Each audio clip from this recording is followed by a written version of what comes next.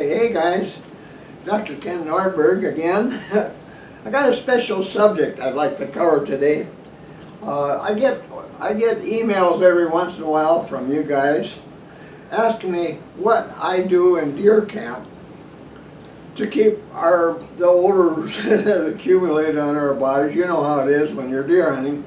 After a day or two, all of a sudden you're not scent free anymore. You can tell that with your own nose.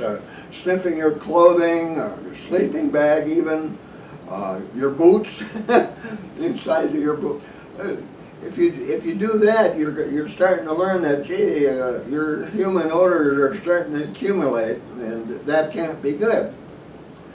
And it isn't. You know, strong cooking odors, for example, can be really bad.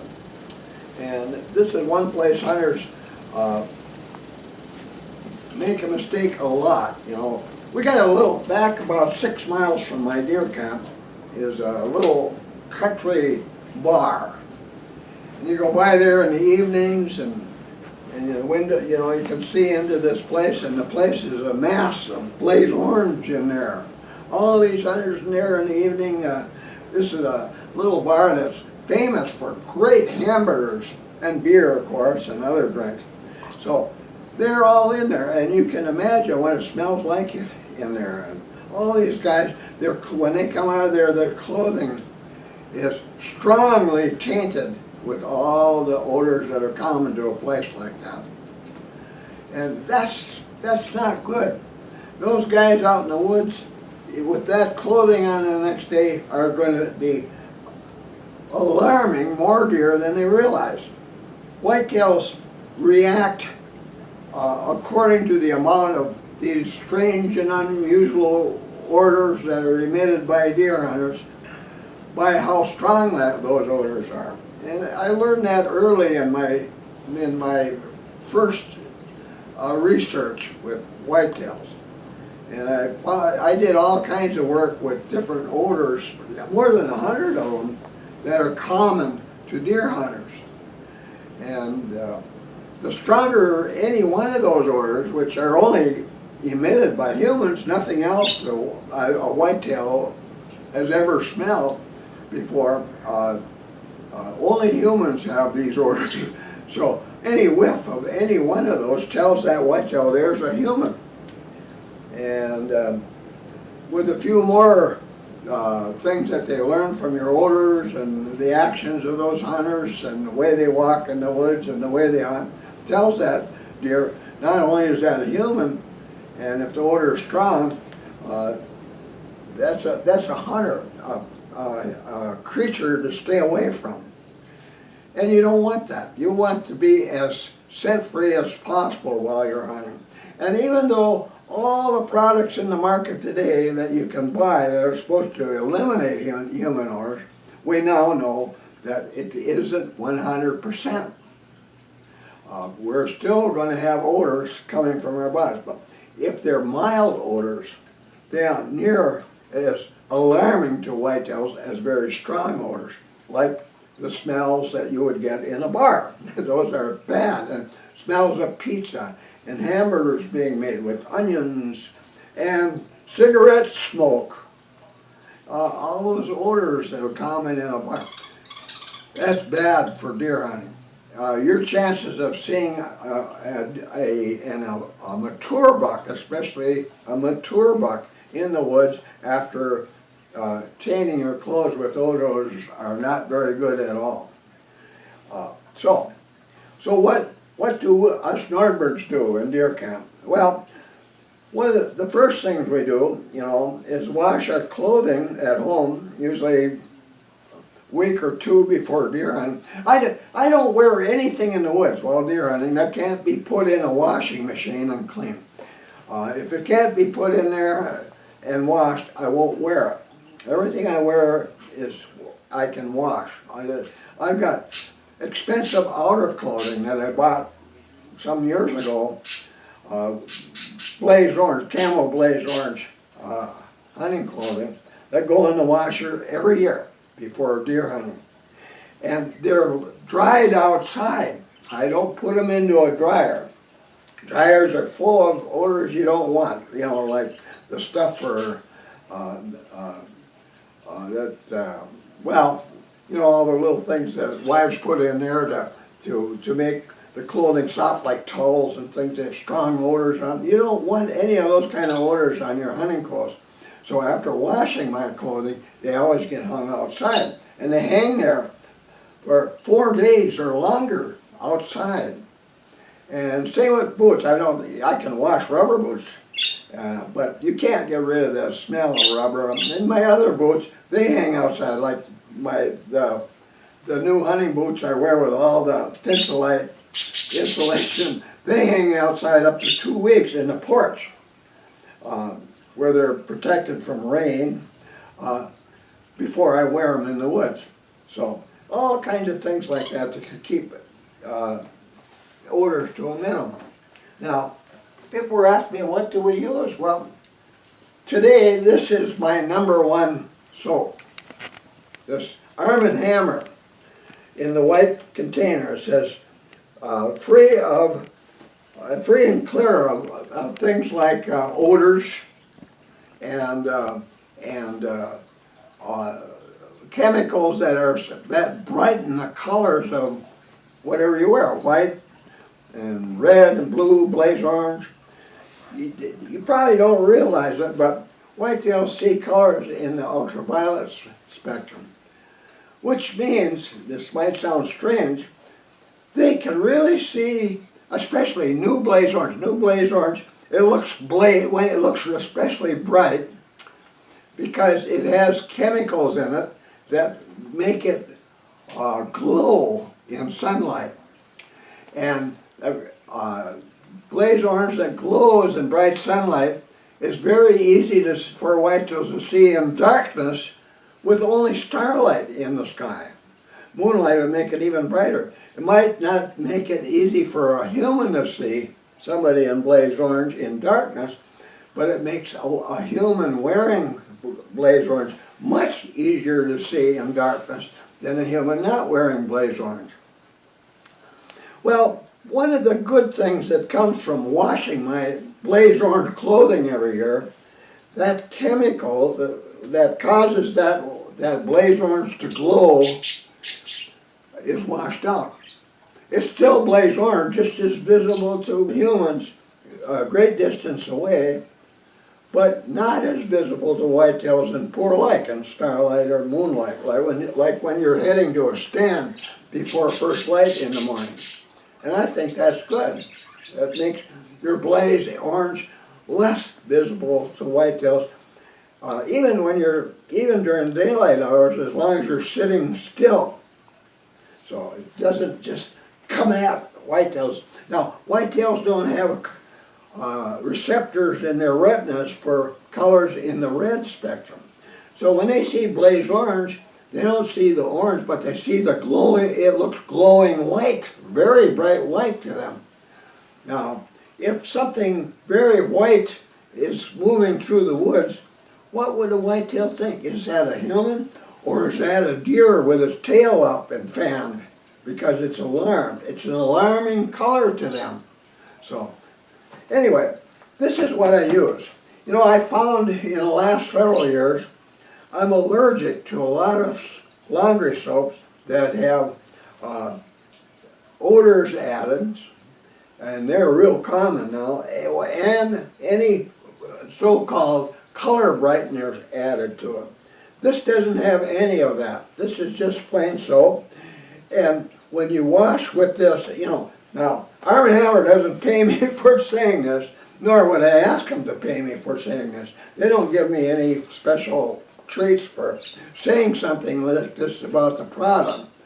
But this is one laundry soap that does a good job of deodorizing clothing that we wear while deer hunting. And that's why I recommend it very strongly, a really good one.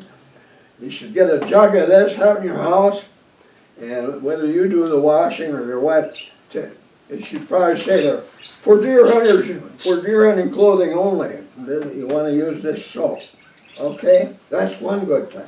One thing I might mention is that if your wife uses scented soap or soaps with color brighteners added, it would be a good idea to run a load of clothing through your washing machine before you wash your hunting clothes to eliminate those odors before you wash with this. So one load in between with this soap, with your everyday stuff at home, before you put your wash your hunting clothes would be a good idea. Get rid of those odors and chemicals. Okay, but now you're in deer camp. Now, one of the things that everybody in my deer camp does religiously, when you come out of the woods in the evening, when you get to deer camp, before you go in the tent, well, after you get warmed up, but before you start doing any cooking in your tent, in our tent, or wherever you stay, we change clothes. We put on what we call camp clothes. Camp clothes doesn't matter. These are that's stuff you wear in camp. When I take off my outer clothing that I'm going to wear the next day, my hunting clothes, and that includes pants and shirt. I take those off. I put on my camp clothes. I put my hunting clothes on a hanger or whatever. Take them out, and they go in my pickup, either in the back or in the cab, and they stay there all night. And then I'm one of the main cooks in our camp, although everybody takes turns at it. But once we're in the tent, back in the tent, and if we do any cooking there, we're wearing camp clothes only. And that includes boots as well. We get out of our boots. I put those in the truck as well. So that's one way to keep our clothing from being tainted by strong cooking odors. Well, some of your stuff, like a lot of the clothing I wear during the hunting season is kept in a duffel bag under my cot. And it's a good duffel bag, good zipper and all that, but generally anything I have in there is in a sealed plastic bag. And so, now any plastic bag that you use to store your hunting clothes should be washed. Put it in with your hunting clothes when you wash your clothes, because those plastic bags have a lot of strong plastic odor in them, and by washing it first before you put anything in there, wash it along with your clothes so you get rid of the plastic odor. Then when you hang your stuff outside, hang the bag up too, turn it inside out, and even a day or so after it's hung out there so you get both sides dried. And then you'll have an odor-free bag to use to store your clothing. So that can be done. So I like my socks and underwear and those kind of things I keep inside the tent in the plastic container that's sealed, and they'll be safe from cooking odors because of them. But eventually, like I said, boy, everything starts, you can tell. Oh man, it's starting to smell, you're inside your coat and your clothes you've been wearing. So what do we do then in your hands? Well, one of the things I do is use a scentless soap, hand soap. That's kind of hard to find. But I found one that's really a good soap that has no scent at all. And like I said about Arm & Hammer products, I don't get paid for saying this, and I don't ask for anybody to pay for saying this, but I know this is one really great soap for deer hunters. Now, this soap is called Buck Naked, Buck Naked's soap. It says Buck Naked across the box. Is sold by Duluth Trading Company. That's a mail order house. You look up Duluth Trading Company on the internet and you'll find it there, and then you'll see that they have kind of a catalog on the internet. You can go through that and you'll find soaps. If you don't see the soap on there, just put soap on where the little blank where it says asking you what you're looking for, and you'll find this. They got all kinds of soaps, some that smell like fir trees and some that smell like quaking aspens. But the one that to use is this one called Buck Naked. And smells like nothing at all. Great soap to use in deer camp. In fact, you know, quite commonly, us guys that are up there for 2 weeks will take a bath sometime during the deer season, about halfway through. And you fill a basin with warm water and use this soap and a washcloth to go over your whole body, and maybe at the end put that basin on the floor and soak your feet in it as well.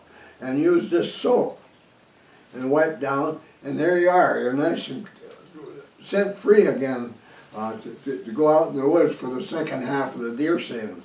But people ask me about that. This is the only one I know right now. There could be lots of them, or I've heard of some liquid type soaps that are also scent free. And if you have something like that, use that. But this is one I know. I told the guys at the store when I stopped to pick up a new bar of this today, is that, you know, you're probably going to get a lot of orders for this particular soap in the future after today, because I'm introducing it worldwide on YouTube. So, but there it is. That's a good one to use. So, that's one thing we do. But maybe you don't know it, but I'm also a dentist. How about that? And so I'm well aware of how mouth odor can become really strong. And including people that wear dentures, boy, they can really get to be very strong. And you need to do something to get rid of those mouth odors. Using toothpaste, ordinary toothpaste when you brush your teeth is not good in deer hunting. I found that's one of the odors that'll make deer raise their head when they smell it and pay real attention to what is that, you know, that smell of toothpaste. So since way back in the early 60s, what I use for brushing my teeth when in deer camp is another Arm & Hammer product, baking soda.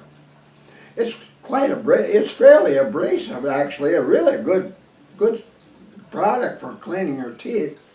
Yeah, but use it with a toothbrush. You might want to use it with a new toothbrush, because after a week or two, that toothbrush will start looking pretty frayed when you brush your teeth. But you brush your teeth and rinse your mouth real good after brushing your teeth with this stuff, and your mouth will be really free of odors. And then, of course, being a dentist, I would advise you too to daily use dental floss. You're going to get stuff between your teeth, like after you chew on one of those really big steaks that you have in deer camp, or your barbecued ribs that you have in deer camp, foods like that. You want to keep the spaces between your teeth clean as well, because boy, can that be a source of strong mouth odors if you don't. So take dental floss to deer camp. Maybe those little gizmos with the plastic handles, use those. But whatever kind of dental floss you use, it's more important to use that in deer camp than almost anywhere else. So be sure to take that along as well. So then, use that kind of soap. Use this kind of laundry soap on your clothing to start with. Use dental floss to brush your teeth. You're going to remain, and change clothes when you come to deer camp before you start cooking, or before you go to that corner bar 6 miles down the road, or a restaurant at your favorite resort on a lake maybe 10 miles away, and where they have a restaurant, you know, and serve good. Before you go any place like that, change clothes, put on your camp clothes, including your coat. Have a coat, that special coat you wear that's considered to be camp clothes, and change boots and that kind of thing. And so you don't taint your clothing in places like that. You can enjoy yourself then. But that might taint your hair and things like that as time goes on. So it might be important, you know, if you're going to be there a while, to wash your hair and your body, along when you wash your body in deer camp, using a scentless soap like this. That works fine on your hair, and you'll remain relatively scent-free. So we've been doing this for years. So that's what I have to say about keeping relatively scent-free. Now, before you sign off here, be sure to poke that red button down there at the bottom of the screen and become one of my subscribers, and poke that thumbs up button as well. You know, if you've enjoyed what you just learned, because this is going to be valuable to you. This alone will improve your odds for taking big bucks the rest of your life when you're deer hunting. So this is a big tip, really. This is one you got to pay attention to. This is something you have to do if you're going to be a regularly successful buck hunter. So with that, thanks for watching, and I'll see you again real soon. Bye now. Be sure to visit my website. Here's the link. Here you'll find links to my blog posts, my Twitter account, my YouTube account, my Amazon store with links to my ebooks, my son's eBay store, a money saver if you're ordering from Canada or other countries, my website bookstore, and much more.